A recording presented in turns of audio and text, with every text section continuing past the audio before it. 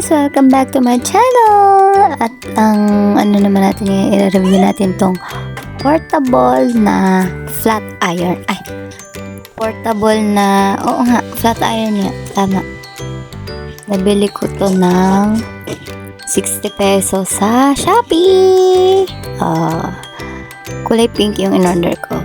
Meron din siyang box, diba? Tapos may switch siya doon na on and off switch. Tapos yan, medyo mahaba rin naman yung saksakan niya. Samahan niyo ako na i-review siya. Siyempre, saksak muna natin. Siyempre, flex muna natin yung hair natin para makita niyo yung changes. Ayan na. Di ako nagsuklay niyan para makita niyo ng mas maigi. Umikot pa yan doon. Ayan na, naisaksak ko na.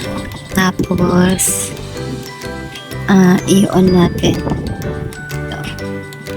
On. See, i-on. Ito pula. Okay. Ayusin lang natin yung unahin natin planchain. Sana ma-achieve natin yung straight hair na hinahanap natin. Gamit tong plancha na to. Okay, ready? Ready? Uy, mainit guys. Itchy, tumiinit siya.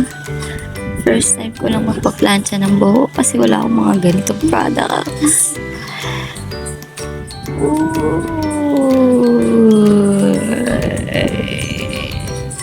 Yan isa. Oh, kita mo na agad yung changes.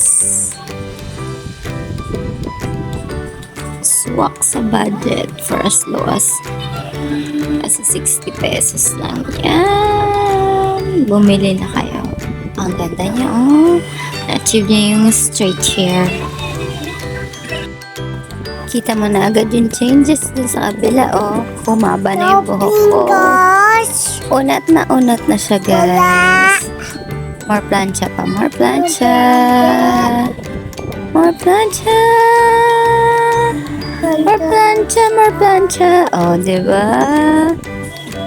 Oh, kabila naman.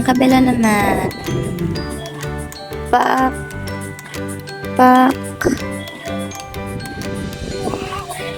Ay, nako. Pak. Maganda siya, guys. Sobrang handy siya. On the go na plancha, diba? Pag mo madali ka, lagay mo sa bag mo. Pwede. Mura pa. Another layer of hair. Katamad pala maganito, guys. Dapat matyaga kapag magpa-plancha ng buhok. Diyos kong kapala buhok ko. Ay. Dapat may tika-plancha na ako. Quality wise, okay naman siya. Hindi ko lang sure. Sana magtagal kasi first time ko pa lang siya ginamit. Mga 2 hours ko siyang ginamit. So far, so good. Okay naman. Di naman siya sumabog-sabog. Kaya, pwede na. Mura lang naman eh. Kaya, di ka magsisisi. Okay naman yung product. Maganda siya. Justify niya yung purpose niya. Hindi ko lang siguro na justify ng maayos yung pagpa-plancha. Pero maganda siya. Quality. Maganda rin naman. May lalagyan pa siya. Kaya, medyo nakakaangat-angat yung tingin, diba? Pwede ilagay sa bag. Galis ka pa, lagay, go!